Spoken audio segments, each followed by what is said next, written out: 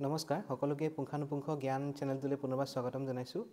আমি আজি ৰিসেন্টলি হৈ যোৱা যেটো আসাম পুলিচ এসআই এক্সামৰ কুৱেশ্যন কেইটামান ডিসকাস কৰিম। এইটো আমাৰ পাৰ্ট নম্বৰ 19 হ'ব। ইতিমধ্যে আমি অলৰেডি 18টা পাৰ্ট কভাৰ কৰিছোঁ। তাতে অকল এপিএসসিৰ কুৱেশ্যন আছিলে গোটেইখিনি। খালি আজিৰ পাৰ্টটোত খালি আমি এপিএসসিৰ বাহিৰৰ এটা কুৱেশ্যন ডিসকাস কৰিব ওলাইছোঁ। মেইনলি ইয়াতে প্ৰায় 40টা কুৱেশ্যন আমি কভাৰ কৰিম আৰু য'ত নেকি ম্যাক্সিমাম অসমৰ কুৱেশ্যন আছে, কিন্তু দুটামান মই ফ্ৰীডম মুভমেন্টৰ নেশনেল জিকে কেইটামানো কভাৰ কৰিছোঁ আৰু কেইটামান জেনেৰেল সায়েন্সৰ কুৱেশ্যন কেইটামান কভাৰ কৰিছোঁ। 5 জানুৱাৰীত হৈছিলে এক্সামটো।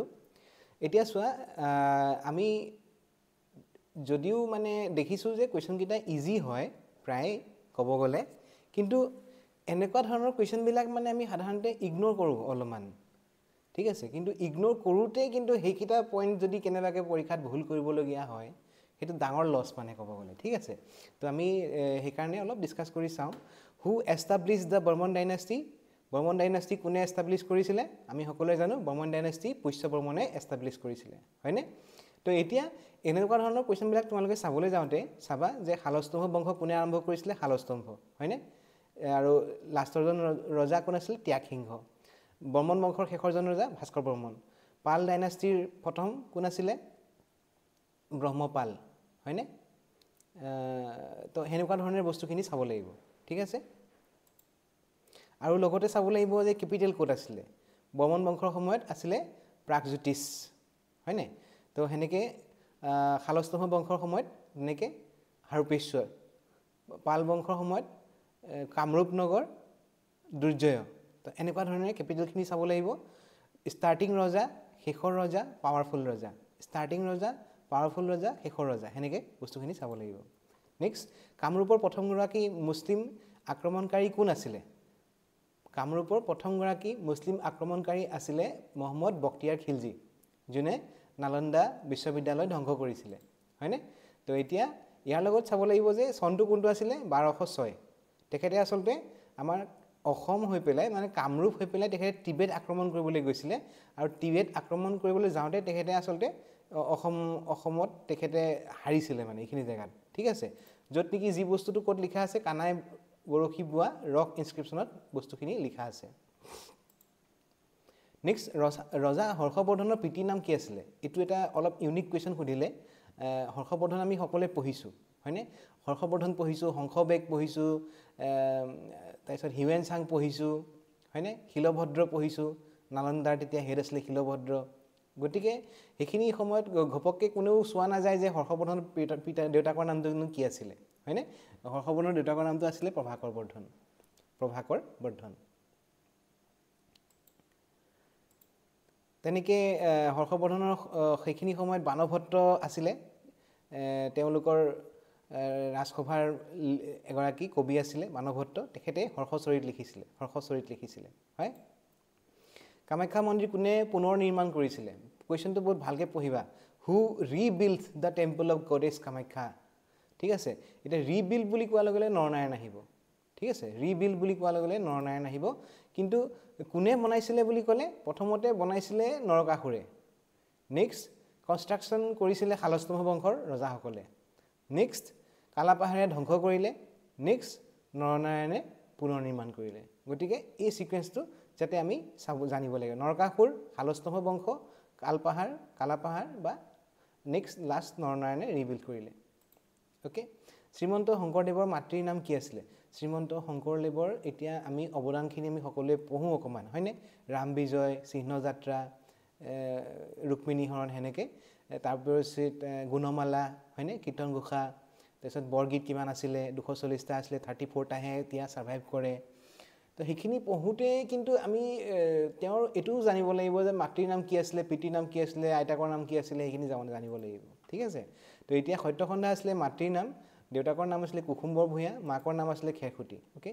কুসুম্বৰ ভূঞা আছিলে দেউতাকৰ নাম, সত্যসন্ধা মাকৰ নাম, আৰু খেৰসুতি হৈ গ'ল নিজৰ আইতাকৰ নাম। অ'কে। মাক দেউতাক বহুত কম বয়সতে ঢুকাই গৈছিলে কাৰণে খেৰসুতিয়ে ডাঙৰ দীঘল কৰিছিলে। তাৰোপৰি তেওঁৰ কাৰ তত্ত্বাৱধানত পঢ়া শুনা কৰিছিলে? সেইটো ইম্পৰ্টেণ্ট হয়, চাবা সেইটো, ঠিক আছে।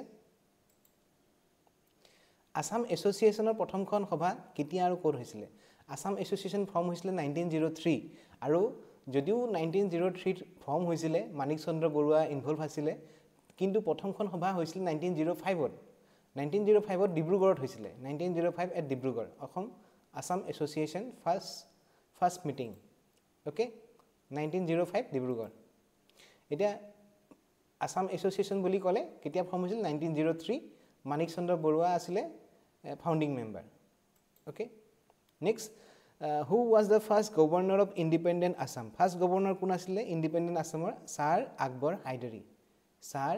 হাইদৰি আৰু এজন ইম্পৰ্টেণ্ট হয় ছাৰ মোহাম্মদ সাদুল্লাহ তেখেত ইণ্ডিপেণ্ডেন্সৰ আগৰ প্ৰিমিয়াৰ আছিলে বা প্ৰধানমন্ত্ৰী আছিলে ঠিক আছে নেক্সট অসমত ব্ৰিটিছ শাসনৰ বিৰোধিতা কৰা প্ৰথমগৰাকী ব্যক্তি কোন আছিলে name the first man to oppose British administration in Assam তেখেত আছিলে গুমধৰ কোঁৱৰ 1828 গুমধৰ কোঁৱৰ ওকে তো আমি এইকেইটা বস্তু জানিব লাগিব 1828 গুমধৰ কোঁৱৰ 1830 পিয়লি ফুকন 1858 মণিৰাম দেৱান 1861 ফুলগুৰি ধাৱা 1893 ৰঙিয়া কৃষক বিদ্ৰোহ 1894 লাচিমা আৰু পথৰুঘাট 1943 কুশল কোঁৱৰ এইটো হৈ গ'ল মণিৰাম দেৱান এইটো কুশল কোঁৱৰ ওকে তো এনেকৈ বস্তুখিনি চাবা অৰুণোদয় প্ৰথমগৰাকী সম্পাদক কোন আছিলে অৰুণোদয় কেতিয়া পাব্লিছ হৈছে 1846 শিৱসাগৰ প্ৰেছৰ পৰা হয়নে প্ৰথমগৰাকী সম্পাদক আছিলে সম্পাদক মানে এডিটৰ ফাৰ্ষ্ট এডিটৰ কোন আছিলে Nathan brown doctor Nathan brown okay তো এইটো যিটো মিছনেৰী গ্ৰুপটো আছিলে নাথান ব্ৰাউন অলিভাৰ কাট্ৰা আৰু মাইলছ ব্ৰনছন আৰু নাথান ব্ৰাউনৰ পত্নীও বহুতখিনি অৰিহণা যোগাইছিলে ওকে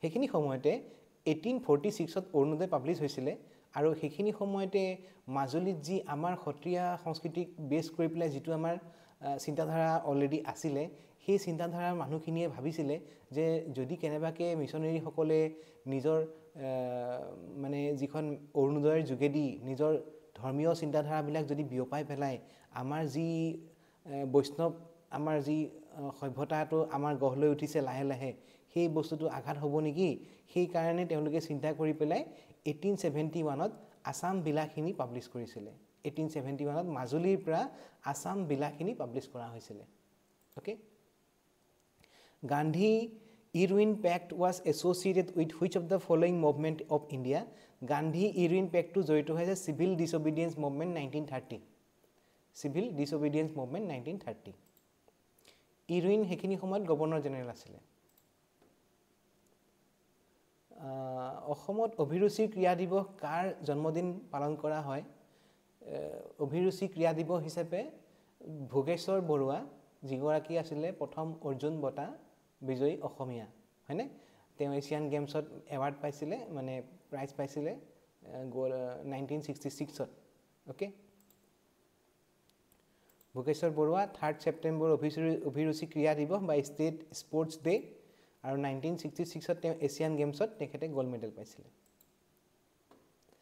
ভাৰতীয় জাতীয় কংগ্ৰেছৰ পৰা ওলাই আহি সুভাষ চন্দ্ৰ বসুৱে কি দল গঠন কৰিছিলে ইণ্ডিয়ান নেশ্যনেল কংগ্ৰেছৰ পৰা আঁতৰি আহি সুভাষ চন্দ্ৰ বসুৱে এষ্টাব্লিছ কৰিছিলে ফৰৱাৰ্ড ব্লক 1939 চাগে দেই এইটো ইয়েৰটো মনত চাবা তোমালোকে 1939 হ'ব লাগে who shifted his capital from Chiknagram to Coochbehar চিকনগ্ৰামৰ পৰা কোচবিহাৰলৈ কেপিটেল কোনে শিফ্ট কৰিছিলে বিশ্বসিংহ ওকে চোৱা এতিয়া কোচ বংশৰ প্ৰজিনেটৰ বুলি ক'লে হ'ব হাৰিয়া মণ্ডল ঠিক আছে হাৰিয়া মণ্ডল প্ৰজিনেটৰ হয় আৰু এই তেখেতৰ ঘৰ আছিলে খুন্তাঘাট পাৰাগনা অফ গোৱালপাৰা ডিষ্ট্ৰিক্ট ঠিক আছে এই ৰেচিডেণ্ট অফ চিকনগ্ৰাম এই হাৰিয়া মণ্ডল চিকনগ্ৰামৰ বাসিন্দা আছিলে আৰু এই চিকনগ্ৰাম আছিলে গোৱালপাৰাত কিন্তু তেখেতৰ হাৰিয়া মণ্ডলৰ পুত্ৰ বিশ্বসিংহই সেই চিকনগ্ৰামৰ পৰা কোচবিহাৰলৈ মানে কেপিটেলটো শিফ্ট কৰিছিলে ওকে তো বিশ্বসিংহক কোৱা হয় founder of Koch dynasty okay আৰু বিশ্বসিংহৰ পুত্ৰ দুজন আছিলে নৰনাৰায়ণ আৰু চিলাৰায় আৰু তেওঁলোকক কিন্তু মানে শিক্ষা দীক্ষা বাহিৰত কৰোৱাইছিলে কিন্তু মানে নৰ্থ ইণ্ডিয়াৰ ফালে তেওঁলোক দুজনকে শিক্ষা দীক্ষাৰে দীক্ষিত কৰি আনি পেলাই ইয়াতে তেওঁ এজন আছিলে ৰজা হৈছিলে এজন আছিলে কামাণ্ডাৰ আছিলে হয়নে সমুদ্ৰগুপ্তৰ ৰাজসভাৰ সভাপক কবি কোন আছিলে? Who was the court poet of Samudragupta? সমুদ্ৰগুপ্তৰ কোৰ্টত পয়েট আছিলে হৰিসেনা। অ'কে, এই যে এলাহাবাদ পিলাৰ ইনস্ক্ৰিপশ্যন বুলি কয় যে, এলাহাবাদ পিলাৰ ইনস্ক্ৰিপশ্যনটো কোনে লিখিছিলে? হৰিসেনাই লিখিছিলে। অ'কে, তো যিটো এলাহাবাদ পিলাৰ ইনস্ক্ৰিপশ্যন, য'ত নেকি কামৰূপ কিংডম, দবকা কিংডমৰ কথা উল্লেখ আছে যে, সেইটো লিখিছিলে হৰিসেনা। অসমীয়া পৰ্দাৰ প্ৰথমগৰাকী অভিনেত্ৰী আইদেউ সন্ধিকৈ নিম্নলিখিত কোনটো নিজৰ মধ্যম নাম হিচাপে ব্যৱহাৰ কৰিছিলে? মানে আইদেউ সন্ধিকৈ নামটো আমি যে বাৰে বাৰে শুনি আহিছোঁ, 1935ত যে জয়মতীখনত এক্টিং কৰিছিলে, তেওঁৰ এটা মিডল নেম আছিলে। অ'কে, আইদেউ সন্ধিকৈৰ এটা মিডল নেম আছিলে, সেই নামটো হ'ল নীলাম্বৰ, মানে আইদেউ নীলাম্বৰ সন্ধিকৈ। তো এনেকুৱা ধৰণৰ কুৱেশ্যনবিলাকত চোৱা, এতিয়া এইটো মই ধৰা এতিয়া মই পঢ়িছোঁ, আইদেউ গদাধৰ সন্ধিকৈটো ঘপককৈ হ'ব নোৱাৰে। আইদেউ মনেশ্বৰ সন্ধিকৈ হ'ব পাৰিব নেকি? কিন্তু গদাধৰ, মনেশ্বৰ, পীতাম্বৰ সেইকেইটা দেখা দেখি অলপ মানে পুলিংগ নিচিনা শব্দ, হয়নে নহয়? গতিকে অলপ হ'লেও আইডিয়া কৰিব পৰা যায় আৰু যে আইদেউ নীলাম্বৰ হয়তো হ'ব পাৰে চাগে। অ'কে, তো কিছুমান মানে আননোন এইটো কুৱেশ্যন এতিয়া ঘপককৈ সাধাৰণতে কোনেও নাজানিব, হয়নে? 99% মানুহে নাজানিব, কিন্তু তথাপিও আমি অকণমান মানে ৰিজেকশ্যন চাব লাগিব। 4টা পইণ্টৰ ভিতৰত, 4টা এনচাৰৰ ভিতৰত আমি অলপ চিন্তা কৰি পেলাই আমি 2টা যদি ৰিজেক্ট কৰোঁ, এটলিষ্ট এই 2টাৰ মাজত তুমি এটা টিক কৰিব পাৰা আৰু, ঠিক আছে? তো সেইখিনি মানে অলপ চিন্তাধাৰাৰ মাজেদি তুমি ৰিজেক্ট কৰিব পাৰা। 2টা যদি ৰিজেক্ট কৰা, তেতিয়া শুদ্ধ হোৱাৰ চান্সেছটো বাঢ়ি যায়। আইদেউ নীলাম্বৰ সন্ধিকৈ। 1923 চনত যে স্বৰাজ দল গঠন কৰা হৈছিলে, কোনে কৰিছিলে? In 1923 by whom the Swaraj party was founded. এতিয়া চোৱা, কাহিনী এটা আছে, 1917 চম্পাৰণ সত্যাগ্ৰহ, বিহাৰ, ঠিক আছে? 1919 জালিয়ানাবাগৰ হত্যাকাণ্ড, 1920 নন কোঅপাৰেশ্যন মুভমেণ্ট, হয়নে? এতিয়া নন কোঅপাৰেশ্যন মুভমেণ্টটো মানে বহুত ছাকচেছফুল হৈছিলে মহাত্মা গান্ধীৰ আণ্ডাৰত, কিন্তু তেখেতে মানে অহিংসা পথেৰে মানে বস্তুটো আৰম্ভ কৰিছিলে, আৰু তেখেতে ফলোৱাৰ্ছবিলাকক কৈ দিছিলে যে ঠিক আছে, তোমালোকে মোৰ লগত আছা, মই মানিছোঁ, কিন্তু তোমালোকে হিংসামূলক কাম একো নকৰিবা। কিন্তু যেতিয়া 1922 যেতিয়া চৰি চোৰা ইনচিডেণ্টটো হৈ গ'ল গোৰখপুৰত, UP উত্তৰ প্ৰদেশত, তেতিয়া ইমিডিয়েটলি মহাত্মা গান্ধীয়ে নিজৰ যিটো মানে নন কোঅপাৰেশ্যন মুভমেণ্টটো তেখেতে স্থগিত ৰাখিলে। তেতিয়া দেখিলে যে বাকীবোৰ লিডাৰে যে এতিয়া মেইন আমাৰ যিটো বস্তু এটা হৈ আছিলে, আন্দোলন এটা হৈ আছিলে, সেইটো দেখোন বন্ধ হৈ গ'লে দেখোন আমাৰ স্বাধীন আমি হ'বই নোৱাৰিম কেতিয়াও। তেতিয়া মানে মতিলাল নেহেৰু আৰু চিত্তৰঞ্জন দাসে বা প্ৰমুখ্যে বাকী লোকসকলে মিলি পেলাই স্বৰাজ দল গঠন কৰিছিল 1923। অ'কে, তো সেইটো কাহিনী আচলতে আমি জানিব লাগিব। 1920ত নন কোঅপাৰেশ্যন মুভমেণ্টটো ষ্টাৰ্ট হৈছে, 1922 চৰি চোৰা ইনচিডেণ্টটো হৈ গ'ল, যিহেতু তাত মানে বহুতকেইজন পুলিচ বিষয়া, মানে ব্ৰিটিছৰ পুলিচ বিষয়াক মাৰি পেলোৱা হৈছিলে আচলতে। এটা হিংসামূলক কাম হ'লতো, সেই হিংসামূলক কামক মানে কেতিয়াও মহাত্মা গান্ধীয়ে মানে ছাপোৰ্ট কৰা নাছিলে, যাৰ নেকি কাৰণে মানে এতিয়াও মানে এটা সমালোচনা হয় যে মহাত্মা গান্ধীয়ে কিয় ভগত সিঙৰ মানে ফাঁচীটো মানে কিয় নুখুজিলে কিয়, যে এইটো আঁতৰাই দিব লাগে বুলি। কিন্তু যিহেতু মানে তেওঁৰ আইডিঅ'লজিটো কেনেকুৱা, যিহেতু তেওঁ হিংসামূলক কামত জড়িত আছিলে, গতিকে তেওঁ কিয় বচাব, মহাত্মা গান্ধীয়ে ভগত সিঙক কিয় বচাব, সেনেকুৱা ধৰণৰ কথা। তো সেইটো অলপ কণ্ট্ৰভাৰ্চি হয়, মানে এইটো অলপ সমালোচনামূলক এটা থাকে। আহোম ৰজাৰ ৰান্ধনি ঘৰত লাই মেকুৰীৰ কাম কি আছিলে? What was the roll of লাই মেকুৰী in the kitchen of Ahom king? এতিয়া লাই মেকুৰীৰ কাম হৈ গ'ল, এতিয়া চোৱা মেকুৰী মানে সি খাব লাগিব, ঠিক আছে? মানে ৰজাক দিয়াৰ আগত তেখেতে লায়ে মানে মেকুৰীৰ নিচিনাকৈ কিবা এটা খাই পেলাই টেষ্ট কৰিব লাগিব, ঠিক আছে? তো ভাবি লোৱা, লাই তাৰ নাম হয়, মেকুৰীৰ নিচিনাকৈ খাই পেলাই টেষ্ট কৰিব লাগিব। তেতিয়া যদি কেনেবাকৈ লাই যদি মৰি যায়, তেতিয়া গম পাব যে ৰজাৰ খানাত মানে বিষ আছে, ঠিক আছে? তো এতিয়া সেইকাৰণে এইটো হৈ গ'ল খাদ্যৰ সোৱাদ লোৱা। লাই মেকুৰীৰ কাম হ'ল খাদ্যৰ সোৱাদ লোৱা, মানে মেইনলি সোৱাদ লোৱা বুলি নহয়, আচলতে এইটো এটা মানে এক্সপেৰিমেণ্ট টাইপ, মানে গিনি পিগ টাইপ। মানে যদি কেনেবাকৈ লাই মেকুৰী মৰি যায় খাই পেলাই, তেতিয়াহ'লে ৰজালৈ খানাটো দিয়া নহয়, ঠিক আছে? তো সেনেকুৱা ধৰণৰ এটা ষ্টৰি এটা মানে শুনা পালোঁ মই। এইটো এটা ইউনিক কুৱেশ্যন। তো তোমালোকে যদি ভাবা যে মই ইমান পঢ়িছোঁ, মই এইকেইটা কুৱেশ্যন কিয় ভুল কৰিলোঁ? চ' এইটো এটা পেটাৰ্ণ হয়। যদি মই কুৱেশ্যন ছেট কৰোঁ, ময়ো চেষ্টা কৰিম যে 2টামান একদম কেতিয়াও নাহা কুৱেশ্যন মই দিবলৈ চেষ্টা কৰিম মানে, ঠিক ঠিক আছে তো হেনেকৈ কুৱেশ্যন চেটাৰসকলে প্ৰায় 2-3টামান কুৱেশ্যন এনেকুৱা দিবলৈ চেষ্টা কৰে যিকেইটা কুৱেশ্যন কেতিয়াও কোনেও শুনি পোৱা নাই ওকে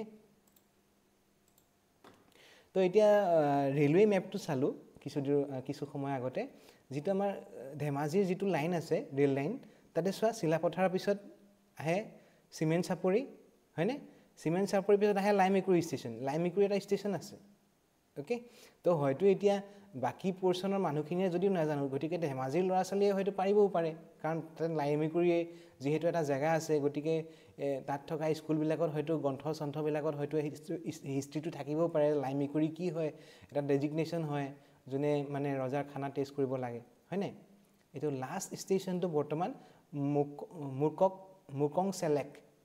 মুকং চেলেকটো হৈ গ'ল লাষ্ট ষ্টেচন আৰু এটা বনি আছে পাছিঘাটলৈকে এইটো হৈ গ'ল আণ্ডাৰ কনষ্ট্ৰাকশ্যন ওকে NFR মানে north eastern frontier railway okay পাছিঘাটলৈকে এইখিনি বনি আছে আৰু ইফালে এইটো হৈ গ'ল নৰ্থ পাৰৰ শেষৰ ষ্টেচন মুকক চেলেক আৰু চাউথ পাৰৰ মানে তিনিচুকীয়া ফালৰ লাষ্ট ষ্টেচনটো হৈ গ'ল ডাঙৰি ঠিক আছে ডাঙৰি ষ্টেচন ডুমডুমা ৰূপাই তালাপ ডাঙৰি আৰু এইফালে হৈ গ'ল মুকক চেলেক ওকে MD সুধিব পাৰে দক্ষিণ পাৰৰ লাষ্ট ষ্টেচন কোনটো উত্তৰ পাৰৰ লাষ্ট ষ্টেচন কোনটো okay Rabindranath Tagore renounce his knighthood in protest against the Rabindranath ঠাকুৰে কিহৰ প্ৰতিবাদত নাইট উপাধি দি নাকচ কৰিছিলে ৰবীন্দ্ৰনাথ ঠাকুৰে যেতিয়া জালিয়ানাবাগৰ হত্যাকাণ্ড হ'ল বহুত কেইজন মানুহ মৰিলে হয়নে তেতিয়া মানে তেওঁ যি মানে আগতে এটা এচিভমেণ্ট পাইছিলে ব্ৰিটিছসকলৰ পৰা নাইট উপাধি পাইছিলে এই নাইট উপাধিটো তেখেতে ঘূৰাই দিছিলে ঠিক আছে তো নাইট উপাধি ঘূৰাই দিছিলে ৰবীন্দ্ৰনাথ ঠাকুৰে মহাত্মা গান্ধীৰো এনে কিবা এটা টাইটেল আছিলে তেখেতে সেইটো ঘূৰাই দিছিলে তো জালিয়ানাবাগৰ হত্যাকাণ্ড হ'ল কেতিয়া হৈছিল 1919 ওকে 1919 আহোম আৰু মোগলসকলৰ মাজত প্ৰথম ৰণ হৈছিল চামধৰা ৰণ আহোম আৰু মোগলৰ ৰণ কেতিয়াবা আৰম্ভ হৈছিল 1615 চনৰ পৰা আৰু শেষৰ ৰণটো ক'ত আছিলে 1682 ইটাখুলিৰ ৰণ ওকে সব বস্তুবিলাক ইয়াৰবিলাকো অলপ ধ্যান দিবা ঠিক আছে এতিয়া চামধৰা ৰণ বা আহোম আৰু মোগলৰ প্ৰথম ৰণ বুলি ক'লে হ'ব 1615 ওকে আৰু হেইটো এটা সিৰিজত মানে একদম বহুত দীঘলীয়া এটা সিৰিজত যুদ্ধ হৈ আছিল 1639ত মানে যেটো অখুৰালি ট্ৰিটি হৈছিল সেইখিনি সময়ত মানে এটা অলপ কমিলে যুদ্ধটো ঠিক আছে অখুৰালি ট্ৰিটি হৈ পেলে নেক্সট 1667 পাণ্ডু ৰিকেপচাৰ্ড নেক্সট 1669 আলাবৈ ৰণ নেক্সট 71 খৰাইঘাটৰ ৰণ নেক্সট ইটাখুলি ৰণ 82 তো এনেকুৱা ধৰণৰ সিকুৱেন্সত গুটিখিনি বস্তু চাবা আৰু এইটো প্ৰশ্নত বিশেষকৈ ৰজা আছিল প্ৰতাপ সিংহ 1650 পৰা 1639 লৈকে হেখিনি সময়ত ৰজা আছিল প্ৰতাপ সিংহ আৰু আমাৰ এডমিনিষ্ট্ৰেটৰ আছিল মোমাই তামুলী বৰবৰুৱা 1925ত লেবাৰ স্বৰাজ দল কোনে গঠন কৰিছিলে 1925ত লেবাৰ স্বৰাজ দল গঠন কৰিছিলে কাজী নজৰুল ইছলাম 1923ত হৈছিল স্বৰাজ পাৰ্টি হয়নে 1921ত অসম প্ৰদেশ কংগ্ৰেছ কমিটি 1925ত লেবাৰ স্বৰাজ দল ওকে কণ্টং আৰু Kambang are the traditional dress for women of which tribe এইটো হৈ গ'ল আমি পঢ়িছিলো ট্ৰেডিশনেল এটায়াৰ ওকে এইটো ৰাভাসকলৰ জনগোষ্ঠীয় মহিলাৰ ঐতিহ্যবাহী সাজ পোছাক ৰাভাসকলৰ কাম্বাং হৈ গ'ল ৰাভাসকলৰ কণ্টং কাম্বাং ৰাভাসকলৰ in which year the Nagaland bifurcated from Assam কোন চনত নাগালেণ্ড অসমৰ পৰা পৃথক হৈছিল 1963 তো এইটো পঢ়োতে তোমালোকে চাবা 1963 ত নাগালেণ্ড সেপাৰেট হৈছিল 1972 ত কি হৈছিল ত্ৰিপুৰা মণিপুৰ আৰু মেঘালয় হয়নে 1975 ত সিকিমে ষ্টেটহুড পাইছিল অসমৰ পৰা নহয় হেতু বেলেগ কথা কিন্তু 75 ত সিকিম 87 ত মিজোৰাম আৰু অৰুণাচল প্ৰদেশ তো এনেকুৱা বস্তুবিলাক চাবা The unique title Rakhoras was given to Lakshminath Bezbarua by which institution? Rakhoras title to দিয়া হৈছিল লক্ষ্মীনাথ বেজবৰুৱাক অসম সাহিত্য সভাৰ দ্বাৰা তো অসম সাহিত্য সভাৰ শিৱসাগৰ অধিৱেশনত তেখেতক ৰখৰাজ টাইটেলটো দিয়া হৈছিল এটো দিয়া হৈছিল হয়তো ইয়াৰ টু 1924 নে হেনেকুৱাত দিয়া হৈছিল ঠিক আছে এবাৰ বস্তুটো ভালকৈ চাবা ইয়াৰ টু জানিব লাগে আমি which is the largest tributary of Brahmaputra river? Largest tributary বুলি ক'লে হ'ব সোৱণশিৰি আৰু যদি নৰ্থ বেংকৰ কয় সোৱণশিৰি সাউথ বেংকৰ হ'লে কপিলি ওকে অসমৰ ভ্ৰাম্যমান থিয়েটাৰৰ জনক কোন who is the founding father of mobile theatre in Assam এতিয়া বহুতৰে ডাউট থাকে যে এইটো কি লিখিম ব্ৰজনাথ শৰ্মা লিখিম নে ঐশ্বত লহকৰ লিখিম এতিয়া তাৰে কনক্লুজন হলটো এইটো যে ব্ৰজনাথ শৰ্মা আসলতে অপচনত নাথাকে ঠিক আছে মানে তেখেতে যেটো স্টাৰ্ট কৰিছিলে মেইন আইডিয়াটো কিন্তু বাণিজ্যিকভাৱে বস্তুটো আৰম্ভ কৰিলে ঐশ্বত লহকৰে ওকে সো বস্তু এটা আইডিয়া এটা স্টাৰ্ট কৰা আৰু তাক মানে হেতু এটা ইকোনমিৰ লগত জড়িত কৰাটো বহুত ডিফাৰেন্স বস্তু ঠিক আছে এতিয়া মই স্টাৰ্ট কৰিছো ঠিক আছে মোৰ এটা কন্ট্ৰিবিউশন বেলেগ মোৰ এটা সিনাকি বেলেগ থাকিব কিন্তু মই বস্তুটো এনেকুৱা লাইনত লৈ গলো যাৰ দ্বাৰা বহুত কিটা পৰিয়ালে নিজৰ জীৱন ধাৰণ কৰিব পাৰে মানে নিজৰ উপাৰ্জন কৰি চলিব পাৰে গতিকে হিতু ক্ষেত্ৰত মানে ঐশ্বত লহকৰৰ মানে নিজৰ সিনাকিটো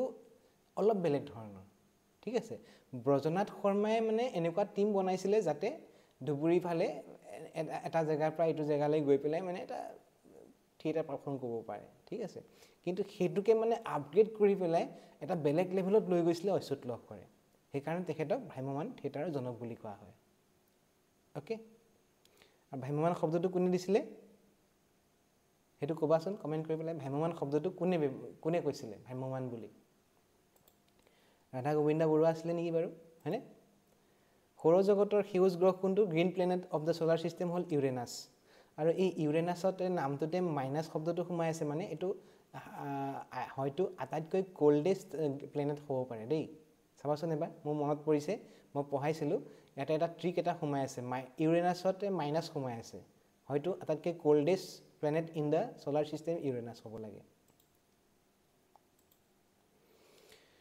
গুৱাহাটীত অনুষ্ঠিত হোৱা 33rd ৰাষ্ট্ৰীয় গেমছ প্ৰতিযোগিতাৰ শুভঙ্কৰ কি আছিলে মাস্কট শুভঙ্কৰ আছিলে ৰংমনটো আছিলে মাস্কট শুভঙ্কৰটো আসলতে মানে এটো মস্কট হয় মাস্কট ৰংমন তোমালোকে দেখিছা এটা এটো ইমেজটো চোৱা হয়নে এটো গুৱাহাটীত আমি দেখিছো গেমছ ভিলেজ বুলি কয় যে 33rd নেশনেল গেমছৰ এটো আইকন হয় মানে গড় আৰু মেইন লোগোটো আসলে ৰংঘৰ হয়নে তো এইটো বস্তু সবা কেতিয়া হৈছিল 2007 কেতিয়া হৈছিল হেতু গুদিব কিমান নম্বৰ 33rd হয় ৰংমন ৰংঘৰ এই বস্তুখিনি important which of the following is the plant important in sericulture এতিয়া চোৱা কেতিয়াবা আমি মাল্টিপল ল্যাঙ্গুৱেজত জনাটো বহুত দৰকাৰী এতিয়া চোৱা এটো কেচিয়া দেখিছানে কেচিয়াটো ইংলিছত কেচিয়া অসমীয়াত সোণাৰু এটো জিউট মৰাপাত পি মটৰ হয়নে মালবেৰী নুনি কমপ্লিট বেলেগ দেখিছানে হয়নে এটো কোট মৰাপাতটো এটো চোৱা এফালে বেঙ্গলীত পাত হৈছেগে সোণাৰুটো দাৰুচিনি হৈছেগে নুনিটো টুট হৈছেগে দেখিছানে কিমান ডিফাৰেন্স হয় বস্তুবিলাক গতিকে এতিয়া তুমি যদি দুটা ল্যাঙ্গুৱেজ জানা ভালকে তেতিয়াহলে তোমাৰ কাৰণে বহুত ডাঙৰ এডভান্টেজ তুমি অপচনতে এনসাৰ পাই যাবা এতিয়া চোৱা এতিয়া যদি মই দুটা ল্যাঙ্গুৱেজ জানো এটা নুনি পঢ়িছো এটা মালবেৰী পঢ়িছো এতিয়া মালবেৰী বুলি তুমি পঢ়িলে তোমাৰ মনত স্ট্ৰাইক কৰিব যে আমি যেতিয়া পঢ়িছিলো মুগা এৰি আৰু মালবেৰী তিনটা ধৰণৰ আমাৰ মানে সিল্ক থাকে অসমত ঠিক আছে তো এতিয়া মুগা আৰু এৰিটোৰ লগত যে মালবেৰী আছে মালবেৰীটোৱে নুনিক ৰিপ্ৰেজেন্ট কৰে নুনি এটা গছ হয় ওকে তো এনেকুৱা ধৰণে আমি বস্তুবিলাকত আমি সোমাব পাৰো বিশেষকৈ মানে কিছুমান বস্তু মানে ট্ৰান্সলেচন কৰোতে মানে লৰাছালিক মানে এনসাৰটোৱে কৈ দিয়া হয় আসলতে ঠিক আছে হেতু এডভান্টেজ হয় যেহেতু আমাৰ কোৱেশ্চন বিলাক 4-5টা ল্যাঙ্গুৱেজত আহে লাচিত দিৱস কেতিয়া পালন কৰা হয় 24 নৱেম্বৰ লাচিত দিৱস 2 ডিসেম্বৰ হৈ গল অসম দিৱস মানে সুকাফা দিৱস হেখিনি বস্তুখিনি গুটিখিনি চাবা ছাত্ৰ দিৱস তাইছতে আছিল অসম দিৱসটো প্ৰপ'জ হয় এটো বীৰেন্দ্ৰনাথ বীৰেন্দ্ৰ কুমাৰ ভট্টাচাৰ্যৰ মানে বাৰ্থ এনিভাৰ্সাৰী অসম দিৱস হ'ব ঠিক আছে অসম দিৱস নহয় আসাম ষ্টেট ষ্টেট ডে নে কিবা এটা আছিলে আসাম ষ্টেট ডে তেনেকৈ বড়োফা ডে লাচিত দিৱস সতী সাধনী দিৱস মূলা গাভৰু দিৱস তাৰপিছতে ষ্টেট স্পৰ্টছ ডে সেই বস্তুখিনি গোটেইখিনি চাবা The best cadet of the National Defence Academy, Pune, is awarded with a medal named after which brave son of Assam. Pune স্থিত ৰাষ্ট্ৰীয় প্ৰতিৰক্ষা একাডেমীৰ সৰ্বশ্ৰেষ্ঠ শিক্ষাৰ্থীক দিয়া পদকটো অসমৰ কোনগৰাকী সাহসী ব্যক্তিৰ নামত দিয়া হৈছে লাচিত বৰফুকন লাচিত বৰফুকনৰ নামত INA এইটো INA হ'ল national defence academy NDA National Defence Academy এটা award দিয়া হয় okay name the two foreign countries which have international border with Assam অসমৰ লগত আন্তঃৰাষ্ট্ৰীয় সীমা থকা দুখন বৈদেশিক ৰাষ্ট্ৰ হৈছে B for boundary B for Bangladesh B for Bhutan okay which politician is known as the Iron Man of Assam Iron Man of Assam কাক কয় বিষ্ণুৰাম মেধি তেখেতেই হ'ল প্ৰথম অসমীয়া কিন্তু গভৰ্ণৰ অসমীয়া প্ৰথম গভৰ্ণৰজন আছিলে বিষ্ণুৰাম মেধি মাদ্ৰাজৰ গভৰ্ণৰ আছিলে তেখেতে কম্পিউটাৰৰ ছবি চিত্ৰণত ক্ষুদ্ৰতম একক হৈছে which among the following is the smallest unit in a image in a computer system কম্পিউটাৰৰ সিস্টেমত এটা ইমেজৰ এটা স্মলেষ্ট ইউনিটক কি বুলি কয় পিক্সেল বুলি কয় ইমেজৰ ইউনিট এটা এখন চোৱা এখন ইমেজ ওকে তো এই ইমেজটো যেতিয়া মই কম্পিউটাৰত ৰিপ্ৰেজেন্ট কৰিম কম্পিউটাৰে অকল 0 আৰু 1 বুজি পায় ঠিক আছে তো এতিয়া কম্পিউটাৰত যে মই 0 আৰু 1 এৰে এটা ইমেজক ৰিপ্ৰেজেন্ট কৰিম তেতিয়া তাৰে কিছুমান ক্ষুদ্ৰ এনেকুৱা ব্লকত আমি কনভাৰ্ট কৰিবলগীয়া হয় ঠিক আছে তাৰে এতিয়া কোনবাটা হয়তো হোয়াইট ব্লক থাকিব কোনবাটা হয়তো ব্ল্যাক মানে বক্স থাকিব সেই ক্ষুদ্ৰ বক্স বিলাকে এটা পিক্সেল ৰিপ্ৰেজেন্ট কৰে ওকে তো সেই পিক্সেল কথাটোই কোৱা হৈছে এতিয়া এটো কোৱেশ্চনত so which among the following is the smallest unit in an image in a computer system is pixel তো ইয়াতে এই এটা ক্ষুদ্ৰ ব্লকক পিক্সেল বুলি কোৱা হয় ৰখৰাজ লক্ষ্মীনাথ বেজবৰুৱাই ৰচনা কৰা একমাত্ৰ উপন্যাসখনৰ নামটো হ'ল পদুম কুঁৱৰী লক্ষ্মীনাথ বেজবৰুৱাই ৰচনা কৰা একমাত্ৰ উপন্যাসখনৰ নাম হ'ল পদুম কুঁৱৰী তেখেতৰ বায়োগ্ৰাফিখন কবাচোন কি হয় লক্ষ্মীনাথ বেজবৰুৱাৰ অটোবায়োগ্ৰাফিখন কি হয় কবাচোন ডক্টৰ ভবেন্দ্ৰনাথ শইকীয়াই কোনখন বোলছবি বানপ্ৰস্থ নামৰ চুটিগল্পৰ ওপৰত আধাৰিত সন্ধ্যাৰাগ বানপ্ৰস্থ নামৰ চুটিগল্পৰ ওপৰত আধাৰিত সন্ধ্যাৰাগ এটো নতুন কোৱেশ্চন প্যাটাৰ্ন হৈছে এতিয়া তোমাক মানে খুধে যে কোনখন গ্ৰন্থৰ লগত বেছ কৰি পেলাই কোনখন সিনেমা বনোৱা হৈছে কোন গৰাকী ব্যক্তিৰ জীৱনৰ লগত কোনখন সিনেমা বা কোনখন গ্ৰন্থ লিখা হৈছে এটো এটা নতুন ধৰণৰ কোৱেশ্চন অলপ ধ্যান দিবা Who was the first chief election commissioner of independent India first chief election commissioner of independent India Sukumar Sen SS Sukumar Sen Harishankar Brahma আসলে প্ৰথম অসমীয়া chief election commissioner In which year did Government of India launch Unified Payment Interface or UPI UPI system to আমি যে scan কৰি পেলাই payment কৰো আজিকালি হয় না এই বস্তুটো কেতিয়া আৰম্ভ হৈছে আমি জানিব লাগে হয় না বস্তুটো যে সবে যে আজিকালি স্ক্যানাৰ লৈ পেলাই দোকানত বহি থাকে দোকানী বিলাকে হয় না তো এতিয়া আমি জানিব লাগে এই সিস্টেমটো কেতিয়া হৈছে এই সিস্টেমটো 2016 ৰ পৰা হৈছে ওকে মানে এতিয়া 8 বছৰ হৈ গ'ল 8 বছৰ মান হৈ গ'ল RTI কেতিয়া হৈছে 2005 ৰ পৰা GST কেতিয়া পৰা হৈছে লাগু 2017 ৰ পৰা তো এনেকুৱা ধৰণৰ বস্তুবিলাক UPI 2016 RTI 2005 GST 2017 এনেকুৱা ধৰণে ওকে স্বৰ্গদেউ সুলিকভা নাম কোনটো নামেৰে জনা যায় সুলিকভা বা ৰত্নধৰ সিংহ লৰা ৰজা হিচাপ নামেৰে জনা যায় কিয় কাৰণে তেখেত মানে আসলতে বহুত কম বয়সতে ৰজা হ'ব লগা হৈছিল সেইকাৰণে তেখেতক লৰা ৰজা বুলি কয় ওকে এতে লাই আৰু লেসাই হৈ গল গদাধৰ সিংহ আৰু জয়মতীৰ দুই পুত্ৰ লাই আৰু লেসাই লায়ে নাম লৈছিলে ৰুদ্ৰসিংহ আৰু এই লেচাই মানে ৰুদ্ৰসিংহৰ এগেইনষ্টত বিদ্ৰোহ কৰিছিলে সেইকাৰণে লেচাই চকু কহাই দিয়া হৈছিলে বামুণী কোঁৱৰ হৈ গ'ল কোন বামুণী কোঁৱৰ চুডাংফা ফা চুডাংফা বামুণী কোঁৱৰ নেক্সট প্ৰথমগৰাকী অসমীয়া অলিম্পিক বঁটা বিজয়ী কোন who is the first Olympic medalist in of Assam Lovlina Borgohain Bhogeswar Baruah Arjun বঁটা প্ৰাপ্ত মনালিছা বৰুৱা মেহতা অৰ্জুন বঁটা বিজয়ী হিমা দাসো অৰ্জুন বঁটা বিজয়ী কিন্তু লাভলীনাও হয় অৰ্জুন বঁটা বিজয়ী কিন্তু লাভলীনা অলিম্পিক মেডেল পাইছে কোনটো কেটেগৰীত পাইছে কোন চনত পাইছে কিমান ৱেট কেটেগৰীত আছিলে সেইখিনি এতিয়া চেঞ্জ হৈ পেলাই কিমান ৱেট কেটেগৰী পালে সেইবিলাক অলৰেডি কুৱেশ্যন আহিছে কিন্তু আলোক বৰ্ষ কিহৰ একক light year is the unit of distance light year is the unit of distance So, a light year is a unit of length or distance used to measure astronomical distances. Okay? So, here we measure that Nagapa Guwahati distance is 120 km.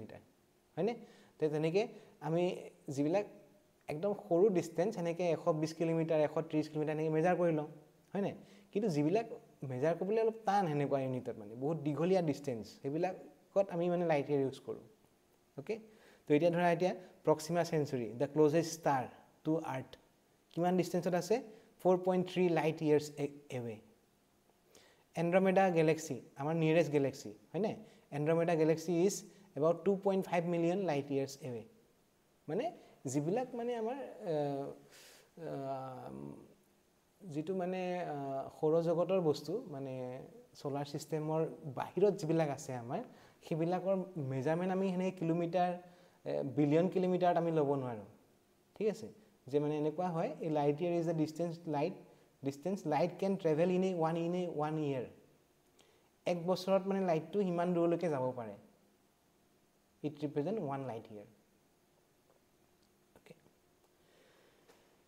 example distance between the sun and the another star or galaxy we can be represented in the light year okay dekhisa 4.3 light year proxima centauri 2.5 million light year andromeda galaxy itia so light year boli kounte millionot gusi goise jodi ami kilometer likhu tele ki hobo eto hoy na eto likhiboi noim tate mane গটিকে মানে আমি million বিলিয়নত মানে আমি সৌৰজগতৰ বস্তুবিলাক measure কৰিব নোৱাৰো তাৰ কাৰণে নতুনকৈ ইউনিট বনাব লগা হৈছে হেতুৱে হল এস্ট্ৰনমিক্যাল ইউনিট বা লাইট ইয়াৰ এখিনি আসলে মেইন পইণ্ট আমি প্ৰায় 40টা কোৱেশ্চন ডিসকাস কৰিলো অলপমান আমি মডাৰ্ন ইণ্ডিয়ান হিষ্ট্ৰী বা সায়েন্সৰ বস্তু কেইটামান ডিসকাস কৰিছো আসাম বেস কোৱেশ্চন গুটিখিনি কভাৰ কৰা হৈছে ইয়াতে যদিও কোৱেশ্চনখিনি তুলনামূলকভাৱে আমি সহজ বুলি কৈছো কিন্তু তাৰ মাজতে দেখিছা নহয় কেনেকে নতুন কোৱেশ্চনৰ আবিৰ্ভাৱ হয় হয়নে গটিকে আমি টাচত থাকিব লাগিব যিমান টাচত থাকিবা যিমান ৰিপিটেডলি বস্তুবিলাক শুনি থাকিবা ইমানে তোমাৰ মনত থাকিব ঠিক আছে পঢ়াৰ মাজতে সাবস্ক্ৰাইব কৰি লবা লাইক কৰিবা এটা কমেন্ট কৰিবা যদি উপযোগী হৈছে subscribe our channel thanks for watching